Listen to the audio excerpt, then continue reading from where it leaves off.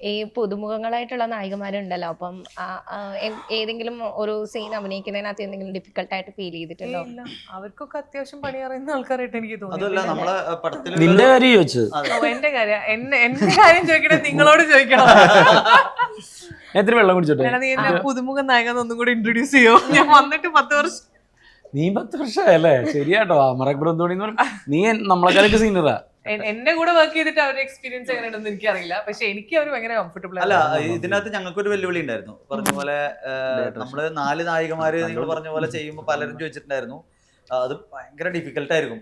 കാരണം ഇവരുടെ ഇടയിലൊക്കെ എല്ലാവരുടെ ഇടയിലും മനുഷ്യന്മാരുടെ ഇടയിലൊക്കെ ഈഗോ ഉണ്ടാവും. പ്രത്യേകിച്ച് പെൺകുട്ടികളുടെ ഇടയിൽ ചിലപ്പോൾ പിന്നെ സീനിയോറിറ്റി ജൂനിയർ എന്നൊക്കെ ഉള്ള സംഗതി അതൊക്കെ ഞങ്ങൾക്ക് പേടിയുണ്ടായിരുന്നു. പക്ഷെ ഈ പറഞ്ഞ പോലെ മറീനൊക്കെ അതില് വളരെ നന്നായിട്ട് കോംപ്രമൈസ് ചെയ്തിട്ടുണ്ടെന്ന് തന്നെ പറയാം. കാരണം സ്വാഭാവികമായിട്ടും കുറച്ച് പ്രഷേഴ്സ് ഒക്കെ ഉണ്ടല്ലോ. അപ്പം അവരെ റീടേക്ക് പോകുന്നതുകൊണ്ട് ഇവർക്ക് ബുദ്ധിമുട്ടൊക്കെ ഉണ്ടാവും. പക്ഷെ അതൊന്നും അവരൊന്നും ചെയ്തിട്ടില്ല. അത് തന്നെയാണ് ഞങ്ങളുടെ മറീന ഭയങ്കര ഹൈ പ്രൊഫഷണൽ ആണ്. അതെ അതെ അതെ അതെ ഹൈ പ്രൊഫഷണൽ ആയിട്ടുള്ള ആർട്ടിസ്റ്റ് ആണ്. നല്ല ആർട്ടിസ്റ്റ് ആണ്. കാരണം 4 പേര് ഒരുമിച്ച് അഭിനയിക്കുകയാണ്. അപ്പം ഒരാൾക്ക് റീടേക്ക് പോയാൽ വീണ്ടും ഇവരും കൂടെ ചെയ്യണമല്ലോ. അപ്പം അതിലൊന്നും ഒരു ബുദ്ധിമുട്ട് വന്നില്ല. എന്തായാലും ഇതുവരെ എത്തിച്ച്